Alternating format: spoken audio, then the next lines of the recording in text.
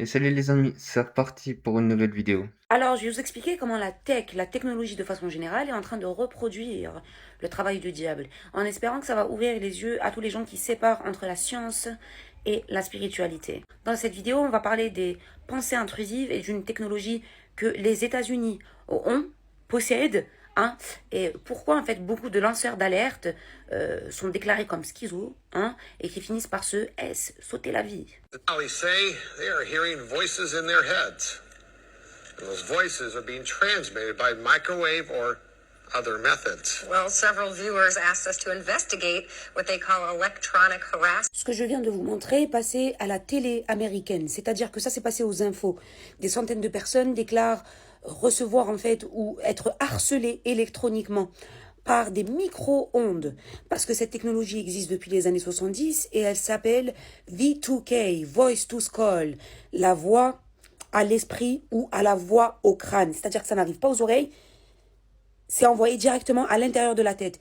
Et devinez quoi? Les États-Unis ont avoué avoir cette technologie. Je vous montre. Here are correct. These are very covert weapons, aren't they? That's correct. There's no entry or exit wound. How they're designed is to make the target feel like they're crazy, like they're imagining things. And you guys also said that these attacks are happening right here in this city. Is that correct? I mean, there have been some that have gone public with respect to Washington, D.C. I think it was Mr. Grozev said you spoke to a Russian agent who said that they believe that Americans are using these same weapons on them. Is that correct? That is correct. Might that have something to do with part of the CIA's motive to cover up the existence of this tech? Alors ces auditions, cette assemblée a eu lieu en 2024 et ils ont carrément avoué que les États-Unis possèdent ces armes et qu'ils utilisent ça et contre les citoyens, donc ils ont une liste en gros, mais aussi contre les soldats russes. On n'en parle pas assez, mais ça a été aussi confirmé dans les emails de Jeffrey Epstein à l'époque. Cette technologie existe depuis les années 70, sauf que ça a commencé sous forme de laser. Et aujourd'hui, c'est vraiment des micro-ondes, en fait. Donc, c'est des petites fréquences, si vous voulez. C'est la même famille que les ondes qu'on a dans nos micro-ondes qui réchauffent notre nourriture. Il suffit d'un appareil électronique dans la maison pour que ça puisse être dirigé par satellite ou alors, vous savez, les antennes 5G et atteindre notre cerveau. J'espère que maintenant vous comprenez mieux pourquoi certains mass shooters, vous savez, ce qui se passe aux États-Unis assez souvent, disent avoir entendu des voix. Et aussi pourquoi les gens qui disparaissent ou qui sautent la vie disent avoir entendu des voix ou sont labeled, donc sont catégorisés comme schizophrènes. Maintenant, pourquoi je vous dis que la technologie se rapproche en fait de tout ce qui est spirituel? Bah ça c'est le travail du diable. Et on dit depuis super longtemps que le diable communique avec les humains à travers les fréquences. C'est exactement ça que le diable peut faire, point. C'est-à-dire causer ce qu'on appelle en arabe le wes-wes. Harceler l'être humain, en fait, avec des pensées intrusives, bestiales. Vous voyez l'humain, en fait, par des technologies avancées, car aujourd'hui, Voice2K, c'était juste les satellites et tout ce qui en suit, on va dire dans les années 2000 quelque chose, hein, 2012, 2010, si vous voulez. Mais depuis, en fait, la nanotech a vraiment avancé. De la même manière, en fait, que les chemtrails sont partout dans le ciel, on peut distribuer dans le ciel, si vous voulez, des nanoparticules qui vont faire office, en fait, de récepteurs officiels. Et on peut être targeted juste par nos téléphones. C'est-à-dire qu'il faut juste une adresse IP. Et c'est tout. Oui, le monde est fou, malheureusement. En vrai, c'est vrai que ça, j'avais déjà entendu parler plusieurs fois quand j'étais plus petit et tout, et il y avait eu pas mal de gens qui disaient complotiste, complotiste, on peut pas faire ça comme ça et tout. Et il y avait le projet ARC, je crois que ça s'appelle, et qui permettait de faire à peu près la même chose, mais avec des paraboles. Et c'est vrai que ça fait des années que j'en entends parler, mais là, pour de vrai, les Américains, ils ont avoué. En fait, on se rend compte quand même avec le temps qu'il y a pas mal de choses que les complotistes, ils disaient, qui en fait, ça s'avère vrai. C'est juste que des fois, c'est tellement ouf qu'on n'arrive pas à y croire. Mais des fois, je me dis, ils ont pas forcément tort. L'alcool tue 41 000 personnes par an en France. Le tabac en tue 75 000. Les deux sont en vente libre au supermarché légalement. Par contre, les drogues comme le cannabis et le LSD sont formellement interdites. Et vous savez pourquoi? Pour comprendre pourquoi, il faut remonter dans les années 60. Le LSD était alors étudié sérieusement dans plus de 1000 études cliniques. Des psychiatres l'utilisaient pour traiter les traumatismes, les addictions et l'anxiété de mort chez les patients en phase terminale. avec des résultats considérables. Mais ce qui a vraiment inquiété les gouvernements, c'est pas la drogue en elle-même, c'est l'effet qu'elle faisait. Des millions de jeunes prenaient du LSD et du cannabis au même moment où la guerre du Vietnam a éclaté. Et d'un coup, ils voulaient plus aller se battre. Ils se révoltaient massivement, publiquement, partout à travers l'Amérique. Timothy Leary, professeur à Harvard, disait que ces substances ouvraient l'esprit à des questions que le système préférait que tu ne te poses jamais. Pourquoi obéir à une autorité qui t'envoie mourir pour des intérêts que tu ne comprends pas? Pourquoi consommer? Pourquoi travailler toute ta vie pour enrichir quelqu'un d'autre? Nixon l'a dit lui-même. Des documents déclassifiés de son conseiller John Ehrlichman, publiés en 2016, sont explicites. La guerre contre la drogue ciblait deux ennemis, les Noirs et les opposants à la guerre. En rendant le cannabis et le LSD illégaux, on pouvait arrêter les leaders de ces mouvements, perquisitionner leurs maisons, briser leur communauté, et tout ça légalement. En 1971, le LSD est classé substance illégale. Toutes les recherches cliniques s'arrêtent du jour au lendemain. Pas parce que la substance était jugée trop dangereuse pour la santé, mais parce qu'elle a été jugée trop dangereuse pour le pouvoir. Tout simplement parce que ces substances ouvraient l'esprit. Pendant ce temps, l'alcool qui abrutit et le tabac qui tue restent légaux. Et pour cause. Un homme qui boit régulièrement est moins susceptible de remettre en question son patron. Moins susceptible de manifester, moins susceptible de se demander pourquoi il travaille 40 ans pour une retraite qu'on lui repousse. L'alcool abrutit. Et le tabac crée une dépendance qui te préoccupe beaucoup trop pour penser à autre chose. Les deux te maintiennent dans un état de survie chimique, qui rend la rébellion moins probable. Et aujourd'hui, la science revient sur ces décisions politiques. L'université Johns Hopkins, par exemple, ou l'Imperial College London ont mené des études sur la psilocybine, le composé actif des champignons. Et ils découvrent des résultats spectaculaires sur la dépression résistante, les addictions sévères et l'anxiété de mort. Et pas mal d'autres maladies d'ailleurs. Une seule séance accompagnée fait ce que des années d'antidépresseurs n'ont pas réussi à faire. Ces résultats ont été publiés dans le Lancet, le New England Journal of Medicine et les revues scientifiques les plus sérieuses du monde. Et ces mêmes substances restent illégales pendant que les laboratoires pharmaceutiques vendent des anxiolytiques créateurs de dépendance pour des milliards d'euros par an. Ce qui est légal et ce qui est illégal n'a jamais été décidé uniquement sur des critères de santé publique. L'alcool et le tabac sont légaux parce qu'ils rapportent, parce qu'ils n'éveillent pas la conscience, parce qu'ils ne poussent pas les gens à questionner le système dans lequel ils vivent. Le LSD et le cannabis ont été interdits précisément parce qu'ils faisaient le contraire. Et tant qu'on comprendra pas ça, on comprendra pas vraiment comment fonctionne le pouvoir. Que la plante médicinale, pour moi, je vois plus les gens s'éveiller qu'avoir des problèmes. Et c'est vrai que ça rend pas agressif, même si ça rend un peu trop calme. C'est pas agressif et c'est pas les mêmes choses. Vous allez me faire croire que dans ce disque-là, il y a un jeu? Ok, vous et moi, aujourd'hui, on va parler de l'être humain parce que c'est trop. L'humain a créé Internet sans Internet. Waouh! Ça veut dire qu'au début, il y avait les hommes de Cro-Magnon, ils étaient là, le feu, je veux du feu, les pierres. Au final, ils ont créé Internet. Okay. L'humain a créé l'avion. De base, on n'avait rien. Voilà, on marchait à pied, on avait des chevaux. Voilà, on avait des chevaux. Et maintenant, on vole. Dans des bolides qui pèsent plusieurs tonnes. C'est-à-dire que, les gars, en fait, je pense que c'est nous aussi, on a zéro instinct de survie. C'est-à-dire qu'ils ont créé un objet qui vole, or que ça pèse je ne sais combien de tonnes. Ça vole. C'est pas ça roule, ça vole. Ça vole. Je sais pas comment ça vole, mais ça vole. Et nous, on monte dedans. On s'assoit, on est bien traité, les hôtesses de l'air. On regarde des films, on dort. Wesh! Mais maintenant, c'est quoi le plus choquant entre le fait de faire voler un objet qui pèse des tonnes et des tonnes ou le fait de faire flotter un objet qui pèse des tonnes et des tonnes? L'humain a créé un cargo. Les gars, vous avez pas capté, vous avez fait un bateau. Lorsque tu poses un truc sur l'eau, ça coule. Logique. L'humain, je ne sais pas comment il a fait. Ouais, y a pas de magie, y a pas de sorcellerie. Genre ça flotte, genre. Arrêtez, moi ça me choque trop. On peut enchaîner, hein. C'est mon sujet préféré. Je suis là, ok. Je peux parler à quelqu'un qui se trouve à 10 000 km de moi en instantané. Pire, je peux le voir.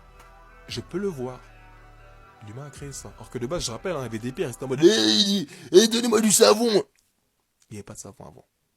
Mais vous avez compris ce que je veux dire.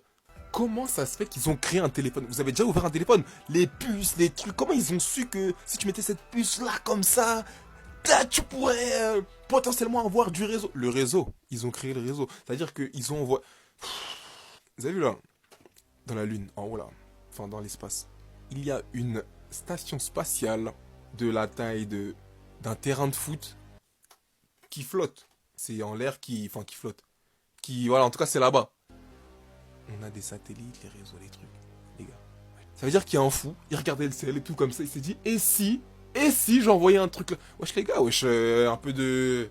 Il regardait le ciel, il s'est dit, et pourquoi pas y aller? Et pourquoi pas y aller? L'humain est allé sur la lune. Ok, voilà. Et non, ça n'a pas un goût de fromage. C'est faux. Je pensais que c'était vrai, mais apparemment, c'est faux. Je rappelle que de base, il y avait que des pierres. Des pierres, des mammouths. Ah, on était tout nus. Hein. De base, c'était ça. Bon, un dernier. Le Bluetooth. L'humain. L'humain. Ok. Genre, le son vole. Déjà, comment ça se fait que mes AirPods arrivent à détecter mon téléphone? Bref. Et genre, le son vole. C'est-à-dire que je mets mes écouteurs et tout. Il y a mon téléphone et le son saute de mon téléphone là à mes écouteurs. Et moi, j'entends. Et genre, ça me bousille pas quelque chose. Il n'y a pas un fil qui... Déjà, un fil. C'est-à-dire que genre là, ce fil qui est relié à mon téléphone, il y a le son qui passe là. Qui passe comme ça. Et vous m'entendez. Mais en combien de temps en fait? Il n'y a pas de temps, il n'y a pas de... C'est instantané, c'est quoi ce... Ça me choque. Je vous mets au défi de trouver un truc plus choquant, plus what the fuck que tout ce que j'ai dit là. Internet, l'avion, le Bluetooth, le son il saute, vas-y, ok, bref. Je vous mets au défi hein, de trouver. Il n'y a rien, je pense là, je réfléchis, je crois qu'il n'y a rien. Ou en tout cas, j'ai rien, je ferai une partie 2, mais en tout cas, je vous mets au défi de... C'est vrai que quand on y réfléchit, des fois, l'humain, il a fait des technologies, on pourrait se demander d'où ça sort en vrai. Parce que c'est vrai que même les ordinateurs, tout ça, en vrai, comment ça a été pensé, pourquoi? C'est vrai que ça pose des questions. Il fait plus chaud en France que dans le reste de la planète. HAARP bombarde l'ionosphère pour créer des dômes de chaleur artificiels. Il existe des particules d'air à niveau quantique, bloquent les nuages et font monter la température de manière précise. Et ce n'est que le début. D'ici quelques années, il ferait 50 degrés comme le dit cette dame. On franchira les 50 degrés. 50 degrés à l'ombre en France métropolitaine? À Paris. Ce ne sont pas que nos émissions, c'est aussi de la manipulation. Des records battus pile sur les villes rebelles. On est littéralement dans un four micro-ondes. Ça détruit les récoltes, ça justifie la taxe carbone, ça augmente vos consommations d'électricité. En fait, cette chaleur crée un dôme invisible. Une fois le dôme en place, les nuages ne peuvent plus se former naturellement. Et la chaleur s'accumule comme sous une cloche. Et ils vous prennent tellement pour des débiles qu'ils vous expliquent comment boire de l'eau. Parce que la meilleure arme n'est pas celle qui détruit. C'est celle dont personne ne croit l'existence. Hier, j'étais en terrasse et je sais pas si vous avez remarqué, ils ont mis des brumisateurs et il y avait foule de monde. Je me suis mis à regarder autour de moi et là j'ai dit ok, encore une fois, une preuve qu'on est dans une simulation. Ils nous voient vraiment comme des produits ambulants. Ah, et au passage, canicule vient du latin qui signifie canicula, qui est petite chienne. Et venez pas me dire oui, Sirius, je sais pas quoi. Dis-moi en commentaire ce que t'en penses. Abonne-toi pour plus de vidéos de ce style. Et abonne-toi à mon autre appli que je laisse ici. Tout ce que je peux pas poster là, je le poste là-bas. Et parce qu'il faut travailler. C'est vrai que je trouve que la canicule, elle est pas naturelle en vrai. Il y a pas assez de vent, il fait trop chaud. Le soleil, il est trop fort en vrai, même à l'ombre. Et je sais pas, pour moi, c'est pas naturel en vrai. Voilà.